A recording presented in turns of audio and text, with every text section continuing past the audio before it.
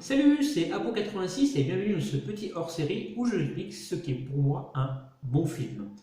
Bon film, mauvais film, film moyen, qu'est-ce que ça veut dire? Eh bien, tout et rien en fait.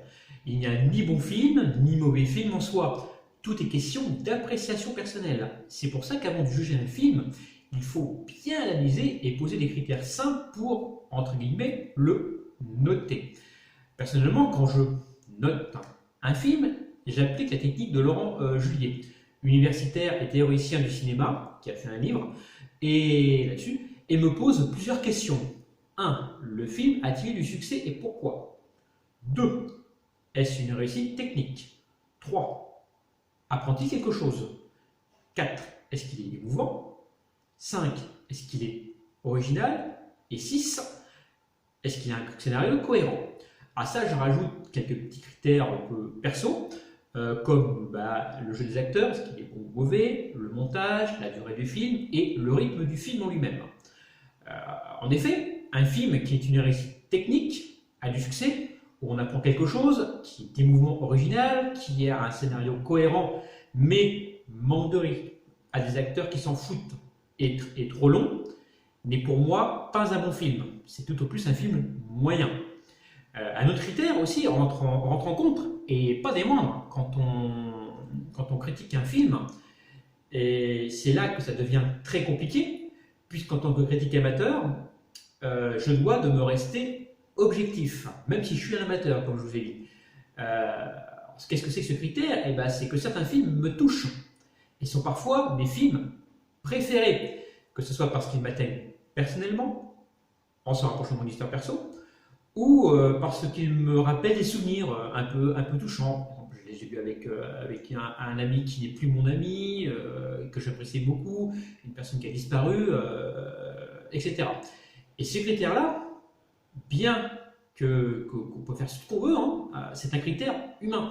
Et on a beau être le plus objectif possible, ne pas tenir compte de ce critère pour noter un film est quasi, pour moi, impossible.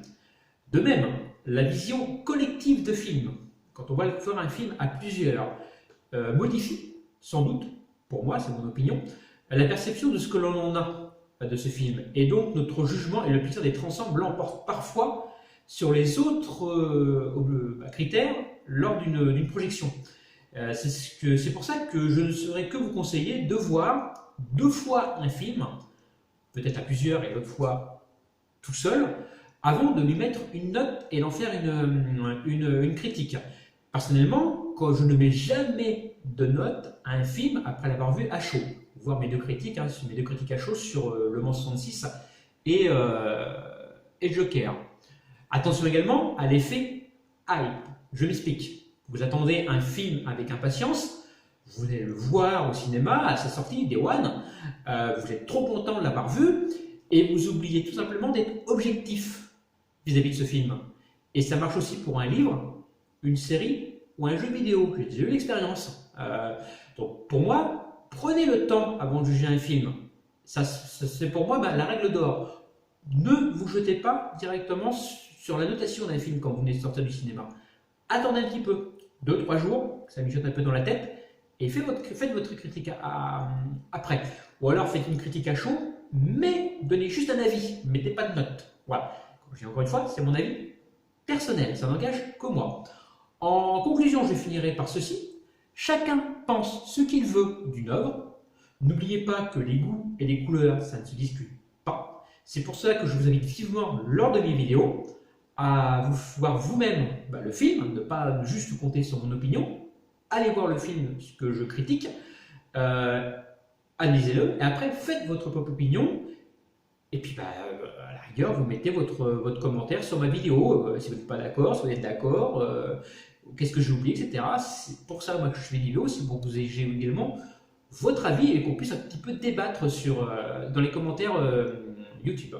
Voilà, donc j'en ai fini avec cette vidéo, j'espère qu'elle vous aura plu, un petit peu spéciale cette vidéo, donc c'est une vidéo hors série, un spécial confinement. N'oubliez pas de me dire donc ce que vous en pensez, de mettre des pouces bleus, de vous abonner et d'activer la petite cloche de notification qui va bien. Je vous dis à la prochaine et surtout, n'oubliez pas de garder l'esprit critique. Ciao!